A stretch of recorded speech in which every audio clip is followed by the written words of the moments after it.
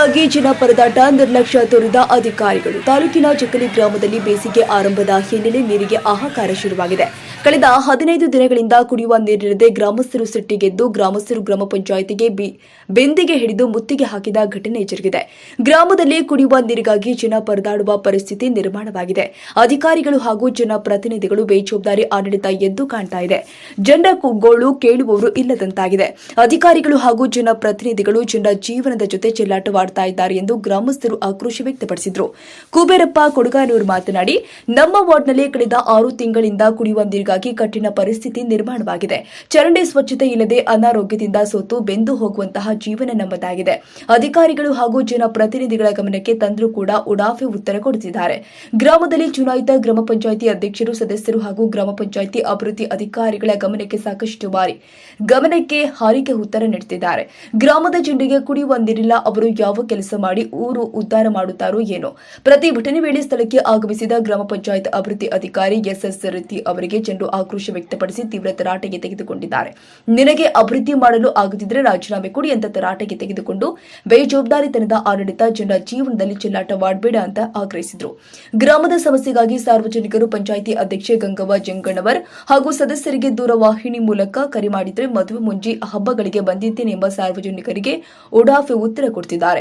ಅಭಿವೃದ್ಧಿ ಮಾಡುವಂತಹ ಜನಪ್ರತಿನಿಧಿಗಳು ಗ್ರಾಮದ ಅಭಿವೃದ್ಧಿ ಕಡೆ ಗಮನ ಕೊಡದೆ ತಮ್ಮ ತಮ್ಮ ಮನೆ ಮತ್ತು ವೈಯಕ್ತಿಕ ಅಭಿವೃದ್ಧಿ ಕಡೆ ಗಮನ ಇದೆ ವಿನಃ ಗ್ರಾಮದ ಅಭಿವೃದ್ಧಿ ಕಡೆ ಗಮನವಿಲ್ಲ ಅಂತ ಗ್ರಾಮಸ್ಥರು ಬೇಸರ ವ್ಯಕ್ತಪಡಿಸಿದ್ದಾರೆ.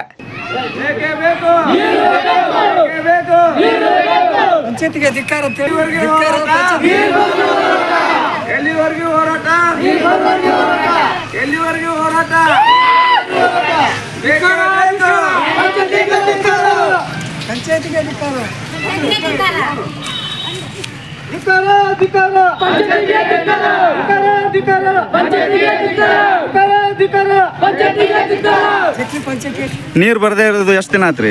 ನೀರು ಬಂದ 2 ತಿಂಗಳು 6 ತಿಂಗಳು ಐತ್ರಿ. 6 ತಿಂಗಳು 6 ತಿಂಗಳು ನೀರು ಬಿಟ್ಟಿಲ್ಲ, ಗಟ್ಟರ ಸ್ವಚ್ಛತೆ ಮಾಡಿಲ್ಲ.